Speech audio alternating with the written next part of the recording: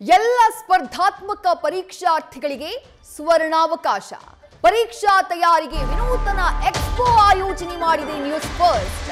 Coaching ಗುರು education ಎಕ್ಸ್ಪೋನ ಆಯೋಜನೆ ಮಾಡಿದೆ. ಇವತ್ತು ಮತ್ತು ನಾಳೆ ಈ ಕೋಚಿಂಗ್ ಗುರು ಮೆಗಾ ಎಕ್ಸ್ಪೋ ನಡೀತಾ ಇದೆ. ವಿಶ್ವವಿದ್ಯಾಲಯದ ಜ್ಞಾನ ಜ್ಯೋತಿ ಆವರಣದಲ್ಲಿ ಈ ಎಕ್ಸ್ಪೋನ ಆಯೋಜನೆ ಮಾಡಲಾಗಿದೆ. ಬೆಳಗ್ಗೆ 10 ಗಂಟೆಗೆ ಶಿಕ್ಷಣ ಸಚಿವರಾಗಿರುವಂತಹ ಮಧು ಬಂಗಾರಪ್ಪ ಈ ಎಕ್ಸ್ಪೋನ ಉದ್ಘಾಟನೆ ಮಾಡಲಿದ್ದಾರೆ.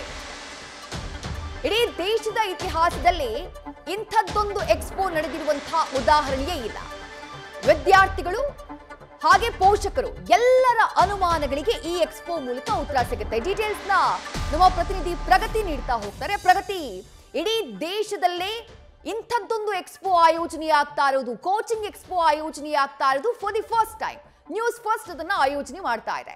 ಈ 2 ದಿನಗಳ ಕಾಲ, ಇವತ್ತು ಮತ್ತು ನಾಳೆ, ಯಾವ ರೀತಿಯಾದಂತಹ ಕಾರ್ಯಕ್ರಮಗಳು ಇರುತ್ತೆ, ಜೊತೆಗೆ ವಿದ್ಯಾರ್ಥಿಗಳು ಹಾಗೆ ಪೋಷಕರಿಗೆ ಯಾವ ರೀತಿಯಾದಂತಹ ಅನುಮಾನಗಳನ್ನ ಇಲ್ಲಿ ಬಗೆಹರಿಸಲಾಗುತ್ತೆ. ಪ್ರಗತಿ, ವಿದ್ಯಾ ಸ್ಪರ್ಧಾತ್ಮಕ ಪರೀಕ್ಷೆಗಳಿಗೆ ರೆಡಿ ಆಗ್ತಾ ಇರುವಂತಹ ಅಭ್ಯರ್ಥಿಗಳಿಗೆ ಯಾವ್ಯಾವ ರೀತಿಯಾಗಿ ತಯಾರಿಯನ್ನ ನಡೆಸಬೇಕು? ಫಾರ್ ಎಕ್ಸಾಂಪಲ್, ನೀಟ್ಗೆ ಅರ್ಹರಾಗೋದಕ್ಕೆ ಏನ್ ಮಾಡಬೇಕು, ಅದ್ರ ಜೊತೆಗೆ ಸಿಇಟಿ ಆ ಒಂದು ಕೌನ್ಸಿಲಿಂಗ್ ನ ಪ್ರೋಸೆಸ್ ಇದೆಯಲ್ಲ, ಅದೊಂದು ರೀತಿಯಾಗಿ ಕಬ್ಬಿಣದ ಕಡಲೆಕಾಯಿ ಆಗಿದೆ. ಎಷ್ಟೋ ಜನಕ್ಕೆ ಆ ಕೌನ್ಸಿಲಿಂಗ್ ನ ಪ್ರೋಸೆಸ್ ಯಾವ ರೀತಿಯಾಗಿ ನಡೆಯುತ್ತೆ, ಅದು ಹೇಗೆ ಅದನ್ನ ಎದುರಿಸಬೇಕು ಅನ್ನುವಂಥದ್ದೇ ಬಹುತೇಕ ಅಭ್ಯರ್ಥಿಗಳಿಗೆ ಗೊತ್ತಿರೋದಿಲ್ಲ.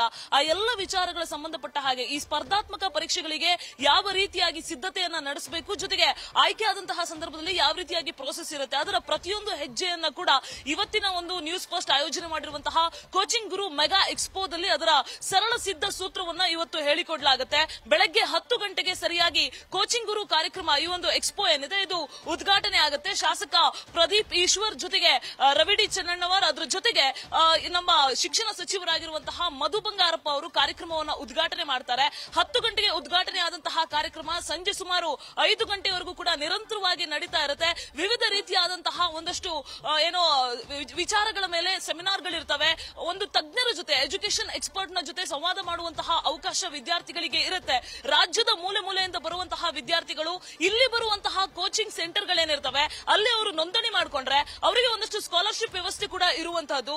ಅದರ ಜೊತೆಗೆ ಪರೀಕ್ಷೆಯನ್ನ ಎದುರಿಸುವಂತಹ ರೀತಿ ಹೇಗೆ, ಪರೀಕ್ಷೆಯನ್ನು ಎದುರಿಸುವಂತಹ ಸಂದರ್ಭದಲ್ಲಿ ಆಗುವಂತಹ ಮಾನಸಿಕ ಒತ್ತಡ ಏನು, ಪರೀಕ್ಷೆಗೆ ಎಷ್ಟೋ ಜನಕ್ಕೆ, ನಮಗೂ ನಿಮಗೂ ಎಲ್ಲ ಗೊತ್ತಿರೋ ಹಾಗೆ ಸುಮಾರಷ್ಟು ಜನಕ್ಕೆ ಇರುವಂತಹ ಸಮಸ್ಯೆ ಏನಪ್ಪಾ ಅಂತ ಹೇಳಿದ್ರೆ, ಲಾಸ್ಟ್ ಮೊಮೆಂಟ್ ವರೆಗೂ ಕೂಡ ಓದ್ಕೊಂಡು ಹೋಗಿರ್ತಾರೆ. ಎಕ್ಸಾಮ್ 5 ನಿಮಿಷ ಇರುವಾಗ್ಲೂ ಕೂಡ ಇರುವಂತಹ ಸಬ್ಜೆಕ್ಟ್ ಪೂರ್ತಿ ಓದಿರ್ತಾರೆ, ಆದ್ರೆ ಸ್ವಲ್ಪ ಕೂಡ ನೆನಪಿರೋದಿಲ್ಲ. ಎಲ್ಲ ಕೂಡ ಎಕ್ಸಾಮ್ ಹಾಲಿಗೆ ಹೋದಂತಹ ಸಂದರ್ಭದಲ್ಲಿ ನೆನಪು ಹೋಗ್ಬಿಡುತ್ತೆ. ಅಂತಹ ವಿದ್ಯಾರ್ಥಿಗಳು ಏನ್ ಮಾಡಬೇಕು, ಮಾನಸಿಕ ಒತ್ತಡಕ್ಕೆ ಒಳಗಾಗದೆ ಯಾವ ರೀತಿಯಾಗಿ ಎಕ್ಸಾಮ್ ಅನ್ನ ಬರಿಬೇಕು, ಎಲ್ಲ ವಿಚಾರಗಳಿಗೆ ಸಂಬಂಧಪಟ್ಟ ಹಾಗೆ ಇವತ್ತಿನ ಒಂದು ನ್ಯೂಸ್ ಫಸ್ಟ್ ಆಯೋಜನೆ ಮಾಡಿರುವಂತಹ ಕೋಚಿಂಗ್ ಗುರು ಕಾರ್ಯಕ್ರಮದಲ್ಲಿ ಈ ಒಂದು ಎಕ್ಸ್ಪೋ ನಲ್ಲಿ ಬೆಳಕು ಚೆಲ್ಲಲಾಗುತ್ತೆ.